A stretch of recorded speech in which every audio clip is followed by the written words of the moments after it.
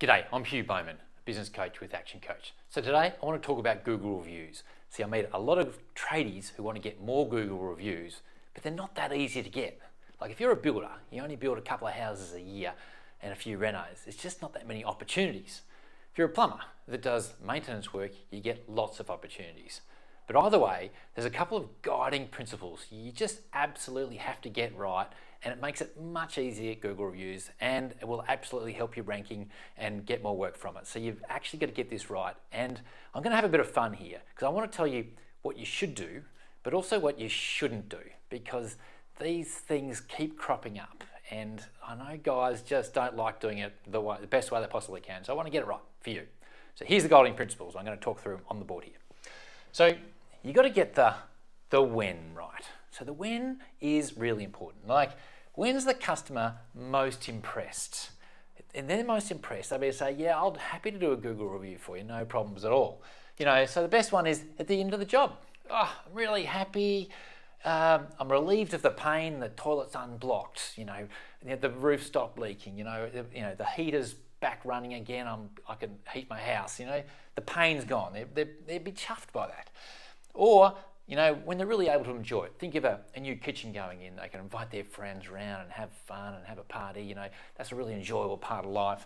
You know, so that's when they're really impressed. So just when it's finished, that's the time to pounce. They're much more likely to do it for you. So, you know, have a think about when not to. You know, at the time of payment. So actually, at the time of payment. You know, when you ask them to pay, they're going, not so sure about that. You know, I'd give that a bit of a one like this. When the customer's most impressed, I'd put it like give them a smiley face, right?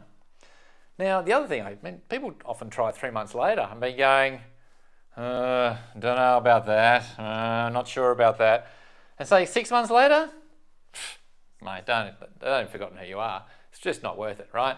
So when they're most impressed, you need to jump on it right then. Now the other big one is how to do it, and of course, you know, it's a bit more challenging when you've got staff involved in things, but with some training you can overcome that, right? The best is in person. It just wins hands down, in person and at the end of the job. You know, Mr. Customer, are you happy with it? You're very, you know, is this what you're hoping to achieve here?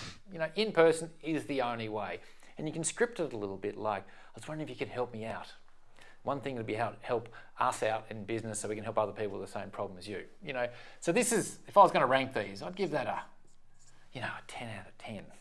Now some people do, you know, they can't able to do that, and they might ring up afterwards or after the job's over, and I have to say, that's not worth anywhere near as well. Like, because you basically hit the message bank, and you don't want to leave 3 messages for them. It doesn't seem quite right, okay? 4 out of 10 is probably the best you're going to get out of that. And I do know some people who just send them SMSs and emails, and I have to say, how many emails just seem to go AWOL all the single time, you know? So if I were going to give that one a bit of a rank, I'd put that about a 1 out of 10. It's hardly worth even bothering, okay? And here's the worst thing of all, is putting it at the bottom of your invoice. Now, if that's not paying, I don't know what is. Most invoices seem to go AWOL as well. People don't even want to pay them. So like that's a 0. So just don't even try and put it on the bottom of the invoice. It just will not work, okay? Now, the other really important is, got to make it easy. Got to make it super easy. So this is what I recommend you. You know, you got to give the customer a link. So, you know, we're now thinking, you know, it's the end of the job and you're doing it in person. I don't suppose you could leave me a nice Google review right now, or a 5-star Google review right now. In fact, I can send you the link for it. So if you sign into your business profile on your phone, you can actually SMS them straight away. So that's the way. That's a really good way to do it. Now the other really good way is to have like a business card with a QR code on it. So on the back of it, and you could, hey, scan this right now, and you could leave it with them, and that helps heaps too. So they're my golden tips. I mean, I guess there's only one other one, that is not to shock them. So you think about, you know, at the start of the job, saying, at the end of the job, if you're happy, would you be okay if you give us a Google review? You know, that's another slight one to you. But so just to recap,